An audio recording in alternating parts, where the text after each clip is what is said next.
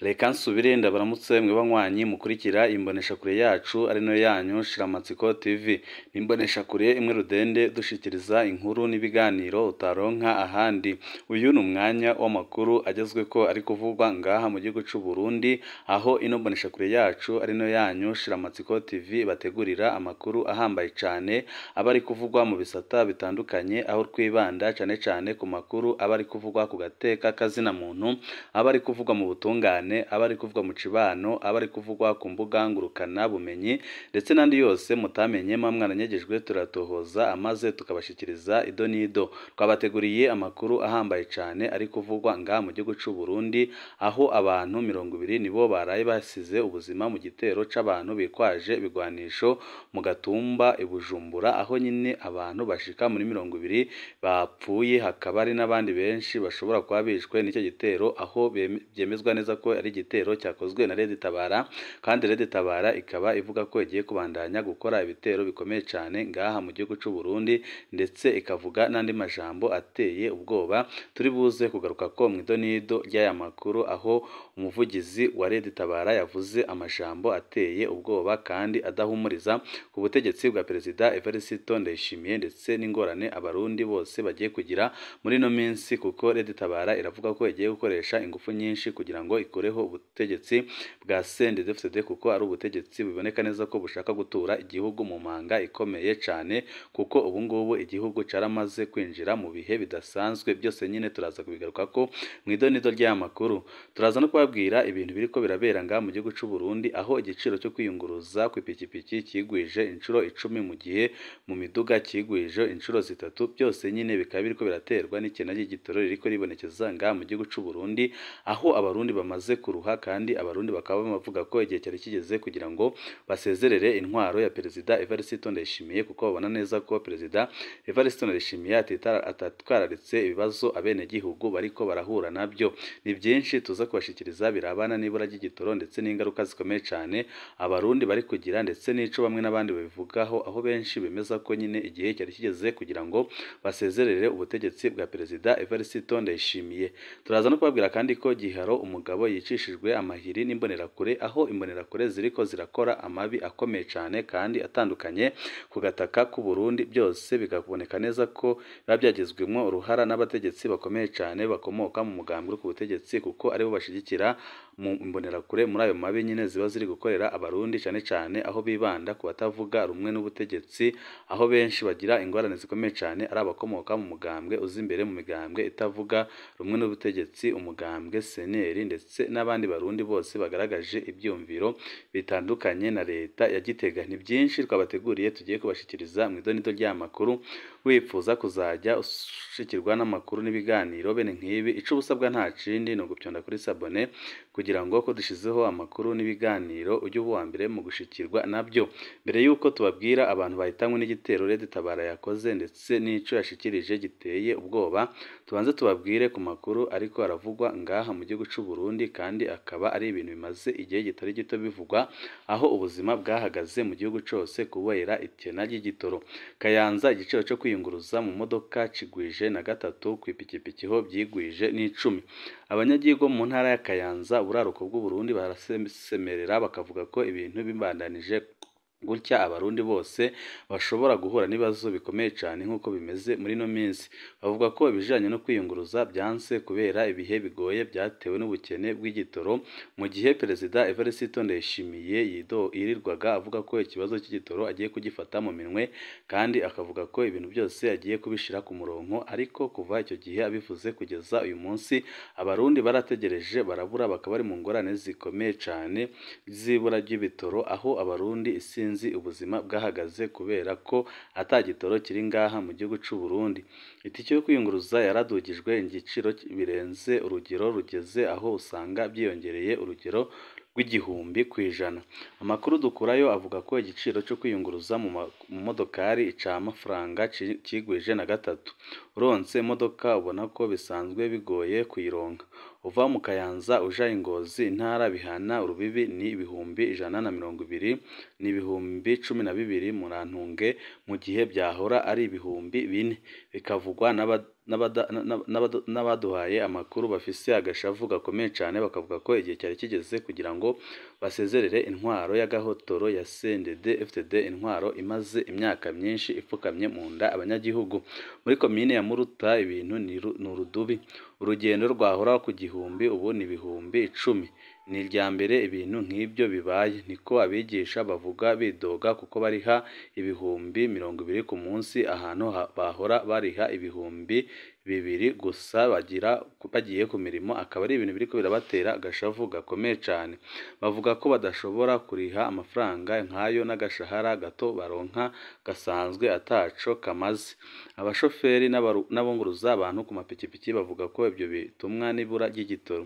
uretse ko kitaboneka ku masitasiyo no mu kinywabi carabuze ntitugira ayo ducira n'ayo tumira nibara ku mutemere kandi nta kindi tubona leta ishobora gukora kuko byaramaze kuboneka ko byamaze kurengera urwego rwa leta ahubwo igisigaye nuko nyine leta yahindurwa niko bavuze barengewe ikibazo cy'igitoro carabaye amananiza akomeye cyane mu Burundi naho abategetsi bo hejuru uhereye ku mukuru w'igihugu bagumye bemera kubitorera umuti kuva mu ntango za 2023 yari yemeye ko we nyine agiye gutorera umuti urama ico kibazo c'igitoro icafatiye mu minwe mugabo byarayangaye kuva akija ku butegetsi benshi mu Barundi bavuga ko ibintu byayangaye kuva Perezida Evariste Ndayishimiye yashika ku butegetsi bakemeza ko ariho abarundi bahuye n'amagorwa akomeye cyane tuvuye kuri iyo nkuru nyine irabana n'igitoro aho cabuze kikaba kiriko kiratuma ubuzima buba bubi cyane ku Barundi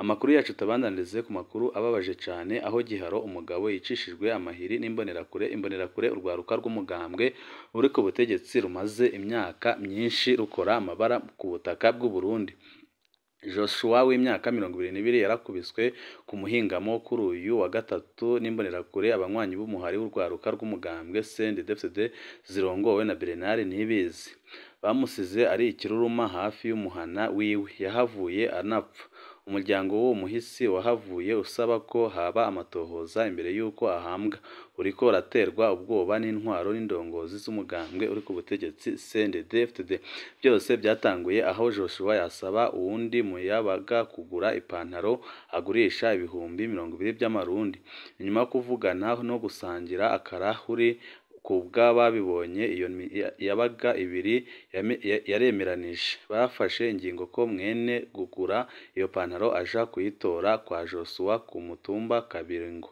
uhana urubibi na Butezi aho iryo barabara ryagwiriye ukutumvikana kwadukiye mu nzira uwo muguzi yaciye aja kurondera imbonerakure zirongowe na Bernard Nibizi azirongoye muri komine nshasha ya Musongati ubumanuko bushira ubuseruko bw'u Burundi zikaba zatebye kwaseruka basanzeho Joshua baca batangura kumuhuragura amahiri nk'uko bivugwa n'abanyagihugu baba ku mutumba Butezi ababyeyi n'abavukanye ba Joshua bamaze kumenya ko ageramiwe baci baza baranyarukana amafaranga ibihumbi 20 kugira ngo bakure Joshua mu minwe yabo bagizi ba nabi nubwo ayo mafaranga yasubijwe uwo muguzi ntibyatumye hagaruka impore hafashwe ingingo ko bagenzi biwe babandanya bakubita Joshua bamuryamitse abambye amaguru n'amaboko bitandukanye niko abanyagihugu bo ku mutumba Butezi bamenyesha Bernard Nibizi yategetse imbonerakure kurekera ikiruruma c'uwo muhisi hafi yaho aba Joshua yaciye apfa mu nyuma zawo se wo yishwe yategetse kuri uyu wa kane amatohoza ku rupfu rw'umuhungu wabo imbere y'uko afubwa ariko indongozi z'umugambwe CNDD-FDD na bamwe mu ntwaro baramurwanije niko bivugwa n'abanyagihugu barengewe n'agashavu urongoye umugambwe CNDD-FDD mu ntara shasha ya Burunga Silvani Nsinzokurihira na Radia Nihimbazwe musitanteri wa komine Giharo bategetse se wa Joshua ko atari uguhamba gusa uwo muhungu wiwe byihuta mu itongo ryiwe ahubwo ace ava mu ntara ya Rutana niko ababibonye bavuga ababanyi b'uwo muryango baribaza ukuntu abakoze ishano bongera ikibi mu kindi mu gihugu cirwa ko kigengwa n'amategeko muri iyo komine ya Giharo Joshua ni umuntu wa gatandatu apfuye aguye mu minwe y'imbonerakure kuva muri 2020 abo bagirizwa ntibarigera babazwa amabi bariko barakorera abarundi. Kuva muri 2023 abantu 4 barishwe n'imbonerakure muri iyo komine ya Giharo gusa. Ibyababaje benshi ni igandagurwa rya Jean Claude Niyongabo, umunywanyi w'umugambwe Seneri, umugambwe utavuga rumwe n'ubutegetsi yagandaguwe buca umukuru w'igihugu Ndayishimiye agira urugendo muri iyo komine kuwa 19 Rusama 2023. Yishwe n'imbonerakure zariko zirakizura mw'ijoro zicungereye ibarabara rya Muze Giharo. Urwo rugendo rw'umukuru w'igihugu Neva ntirwabaye. Mu Burundi imbonerakure zirakora ibikorwa byo bibabaje ndetse zigakora ibikorwa biteye ubwoba mw'ijoro. Ku munsi wabahariwe umunyamabanga mukuru w'umugambwe Saint-Fidèle Veneranda Ndikuriyo aheruka gushimira urwaruka rwo mu rugambwe wiwe ku ntererano yarwo mu gukingira imbibi z'igihugu. Umukuru w'igihugu cy'u Burundi yarashimagije ku wa gatandatu wa 26 Mukakaro 2023 uruhara rw'imbonerakure mu gucungera umutekano w'imbibi z'igihugu ciwe. Evariste Ndayishimiye yanasabye kugwiza ibikorwa byo kukizura akabona ko ahari Imana haba hari na Satani. Hari umunsi hahimbazwa isabukuru rigira indwi ry'umunsi wahariwe imbonerakure mu gihugu cy'u Burundi, umurwi ufatwa nk'aho ari uw'inkoramabara. Umukuru w'igihugu cy'u Burundi National Union n'ubumwe bwa Buraya baracafuje ishusho y'urwaruka rw'umugambwe uri ku butegetsi kuko rwanse ko igihugu kivogerwa kandi nuko abarundi bagandagurwa. Imbonerakure ziravugwa cane mu mabi akorerwa abatavuga rumwe n'ubutegetsi mu Burundi, zikaba zifatwa na National Union nk'akarwi k'inkorabara. Ibyegeranyo byinshi by'amashirahamwe aharanira agateka kazina muntu yo mu gihugu na mvamakungu yagiriza imbonerakure gukora amabi ntihahanwe n'ubwo umukuru w'igihugu yemera ko agiye kubashira ku murongo, ariko bikaboneka neza ko bigoye cane kuko imbonerakure zirabandanya gukora amabi menshi angaha mu gihugu cy'u Burundi. Nyabihanga komine ifise musitanteri mushasha. Marie Chantal Niyonzima yaratowe n'inama ya komine kuri uyu wa gatatu. Asubiriye Gerard Nizigiyimana yabogojwe mu mabanga n'umushiranganje ajejwe intwaro yo hagati mu gihugu. Abanywanyi b'umugambwe Seneri ntibitavye ayo matora bavuga ko adakurikije amategeko. Umusitanteri no mu bwoko bw'abahutu nk'uwo yasubiriye yatowe n'abahanuzi ba komine bo mu mugambwe CNDD-FDD, umugambwe uri ku butegetsi. Abagize inama ya komine bo mu mugambwe Seneri utavuga rumwe n'ubutegetsi bibukije ko ico kibanza ari ic'umwukenyezi, rero abahisemwo kutitaba ayo matora niko amasoko yacu avuga. Gushika aho yatorwa uwo musitanteri mushasha wa komine Nyabihanga yari umuyobozi ajejwe ivyigwa by'ishuri rikuru rya komine riri Ikibugere muri iyo komine nyine. Kuva muri 2020 abasitanteri babiri baramaze kubogozwa muri ayo mabanga, ndetse benshi bakaba bagirizwa ibyaha bitandukanye. Bagirijwe ibiturire no kunyuruza amatungo ya komine ndetse n'ibindi byaha bitandukanye. Hariko harategurwa ivangwa ry'imitahe riteye amakenga hagati ya Sosomo na Sar Groupe. Urwandiko umuyobozi mwishikira mu biro by'umukuru w'igihugu yarungikiye umuyobozi mukuru w'ihinguriro ry'isukari Sosomo amutegeka kunyarutsa ibikenewe ibijanye no kwiyunga kw'iryo shirahamwe na Sai Groupe ryo mu gihugu c'Ubuganda mu ntumbero kongereza umwimbu w'isukari muri ico gihugu co muri Afrika y'ubuseruko. Mugabo abakozi biwe habafise amakenga kuri uyo mugambi kubera ko bagishijwe inama canke ngo bashingwemwo mwitunganywa ryawo, aho nyine bafise amakenga akomeye cane. Ibyo bibaye mu gihe shirahamwe Sosomo ryahagaritse guhungura isukari, kandi isukari ikaba ikenye cane mu gihugu c'u Burundi. Inkuru yerekeye uko gushira hamwe Sosomo n'iryo rindi shirahamwe yibonekeje ku mbuga ngurukana bumenyi. Mugabo bamwe mu bakozi b'iryo shirahamwe rihingura isukari bavuze ko batazi ibijanye n'uwo mugambi. Twumvise iby'uwo mugambi kw'iradiyo, mugabo ubuyobozi canke urwego nshingwantwaro nta na kimwe bigeze batubwira, niko bemeje bakavuga ko biteye amacenga. Abakozi bavuga ko bafise ubwoba ku kazoza kabo hamwe uko guhuza ayo mashirahamwe byaja mu kinyegero kandi bigakorwa batabanje kugishwa inama.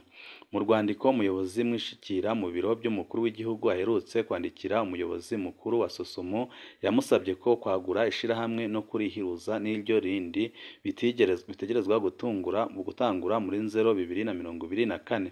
Amakuru dukura mu biro by'umukuru w'igihugu avuga ko uko gusiganywa n'ibihe bavuga itangura ry'ubwo bwiyunge ari uko bizovangwa mu ijambo umukuru w'igihugu azishikiriza abarundi rirangiza umwaka, akaba ariyo mpamvu nyine bariko barabyihutisha.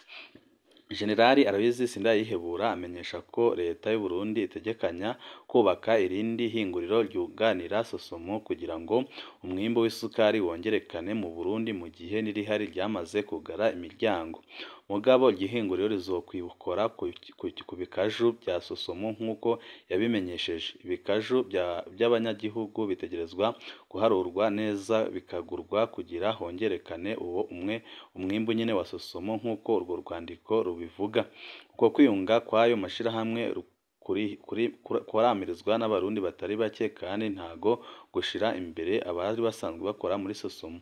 Icatangaje nuko isekeza ryo guhingura isukari ryategerezwa kuranga kwa 2023 Kigarama 2023 ryarangiye mu mpera za Munyonyo. Umushiranganje w'uburimyi n'ubworozi yamenyesheje ko guhagarika isekeza ryatumwe nuko imvura yabaye nyinshi ica ituma imashini zidashobora gushika mu mirima kwegeranya ibikaju biva byatemwe kubera ko haca hasaya cane. Uruzi Marangaza rwarenze inkombe zarwo, amazi yarwo acatera imirima y'ibikaju bigatuma kwegeranya ibikaju bitemwe bidashoboka nk'uko byamenyeshejwe n'abakozi ba Sosomo bavugana n'imboneshakure yacu. Muri iryo sekeza Sosomo yashoboye guhingura amatoni ibihumbi 13 mu gihe ubuyobozi bw'iryo hinguriro bwategekanya amatoni ibihumbi 20. Abakozi bavuga ko ibyo byari byategekanijwe bitari gukunda kuko isekeza ryatebye gutangura kubera ahari amamashini yariko arasanurwa. Inama shikiranganje yabaye kwa 13 muri kwezi kwa Kigarama yafashe ingingo yuko hogurwa isukari iva hanze kugira ngo iyo ngorane itorerwe umuti iryo kena kandi bihagarare kugira ngo abarundi bareke guhura n'ingorane zikomeye cane. Mugabo kugura iyo sukari hanze birateye ikibazo. Umushiranganje w'ubudandaji yari yemereye ubwiwe wenyine ko yoba Sosomo canke abandi bigoye ko barangura isukari hanze kubera ubukene bw'amafaranga y'agaciro yo kuyigura buriko buraboneka ngaha mu gihugu c'u Burundi, aho ubukene bw'amafaranga mva makungu bwibonekeza ngaha mu gihugu c'u Burundi kandi bikaboneka neza ko leta atanyishu nimwe ifise yo guhereza abarundi kuri ico kibazo kiri ngaha mu gihugu c'u Burundi. Tuvuye kuri ayo makuru nyine, amakuru yacu tabandanize ku makuru arabana n'umutekano, aho abantu 20 nibo baraye basize ubuzima mu gitero c'abantu bitwaje bigwanisha mu Gatumba hafi y'urubibi u Burundi buhana na Repubulika Iharanira Intwaro Rusange ya Kongo. Biri mu itangazo ry'umunyamabanga mukuru wa leta ryo kuri uyu wa gatandatu. Bagizwe n'abana 12, abagore 3 hamwe n'abagabo 5 harimwo umupolisi. Ibi byose nyine bikaza byerekana ingufu Reta Tabara imaze kugira kandi bikaza byerekana ko ibintu bigiye kuyangara mu gihugu c'u Burundi. Banywanyi bacu ni ngaha duce dusozerera amakuru twakabateguriye. Wowe ico usabwa nta kindi no gupyonda kuri sabone kugira ngo ko dushizeho amakuru n'ibiganiro ujye uba mbere mu gushikirwa nabyo. Ibihe byiza nibyo ndabipfurije.